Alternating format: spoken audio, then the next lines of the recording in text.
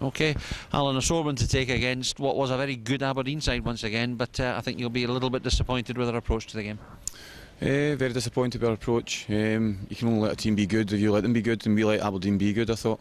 I was disappointed with that. I thought we'd learned from the last game. We went over it, and I thought we gave them too much respect and space in the first half. Obviously we didn't get into the game though probably turned in a very critical decision just before the first goal that led to a free kick that you weren't happy with. No, our fullback didn't think it was a free kick, simple as that. The ref did, and they go and score from it, and goals change games, and Aberdeen get a foothold in the game, a big crowd behind it was very hard. Obviously we passed the ball about a bit well, didn't create and fashion the chances that perhaps we've been doing the last 2 or 3 games, so again, a lot of little bits and bobs that you can take from that looking ahead to St Mirren. Yeah, I thought the first half didn't create anything. I thought we were poor.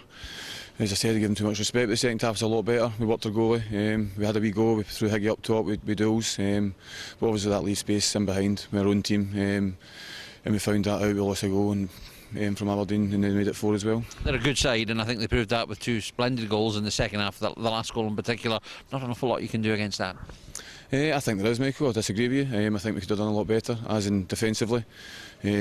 I know it's hard when you're throwing everything for the game and your shape goes a wee bit, but you've still got to do your job properly on the pitch. You've got a job to do and you must do it. One man that certainly has had a mixed day is Scott Fox. Obviously great news for him getting an international call-up, and on a dismal day on the park, it's a good bit of news for him. Yeah, I thought he did another great save early on tonight as well. Absolutely delighted for him to get a cap. I just wish that the boys in front could have done a wee bit, done me a favour and helped him out a wee bit tonight. Is it something though that we have to accept with a young team learning their trade, that there's going to be nights like this? Yeah, there will be. They've got to learn. It happened against Aberdeen the last time we played them, so you've got to keep learning from them. And that's the difference between good players, the decisions you make, and learn by the mistakes. And if you learn from mistakes, you're going to be a good player yourself. Let's wish you better on Saturday. Thanks, Michael.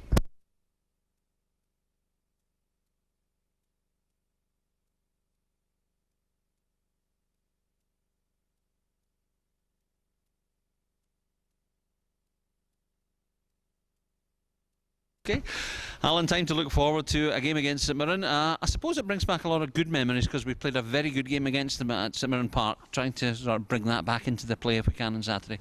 Yeah, a similar type performance would be fantastic. Our all-round performance was good that day, even though we went a goal behind.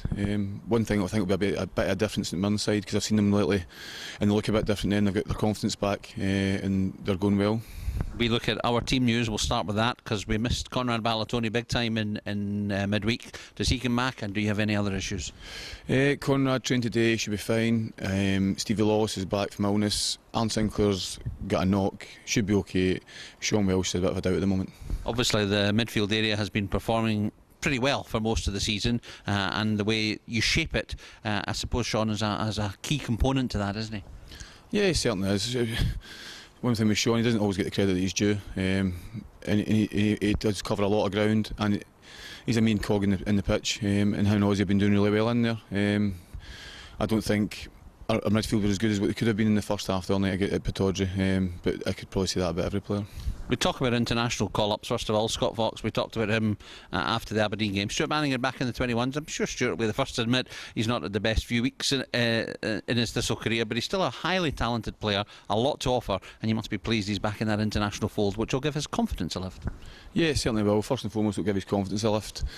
I think it's been hard for Stuart to come back off, and he hadn't had a pre-season, and we threw him in there playing a position that was a wee bit alien to him, and he has been, but he's been performing it really well. And some people say he's maybe not as covered as much ground or maybe showed as much in the games, but when you look at the Inverness games and the Celtic game, it was vital to how we performed in the 2 games. So no, a lot of people are too hard on certain players after certain games. I'm not one of them. The game on Monday was disappointing, but that's out the system now, and every other team we've played, we've competed well, so we go in with a lot of confidence, and I don't suppose the players have taken too much of a dent, have they? No, we spoke about it on Tuesday. We're back in the Tuesday after the game. We had a chat about it, we looked over it, we've watched the DVD. I think everybody's watched the game back. And we know where we went wrong. We were maybe a wee bit too open against a very, very clinical Aberdeen side. But as you say, every other team we've played against, we've more than held our own. Aberdeen seem to be our bogey team at the moment, but hopefully if we perform against them in the way we have against most other teams this weekend, we can get our first home win. Yeah, you talked about that first home win. I think we've got to just try and keep getting points on the board just to keep us where we are in the league at worst, because we don't want pressure to build, and the pressure's sort of not been there at the moment, which is good.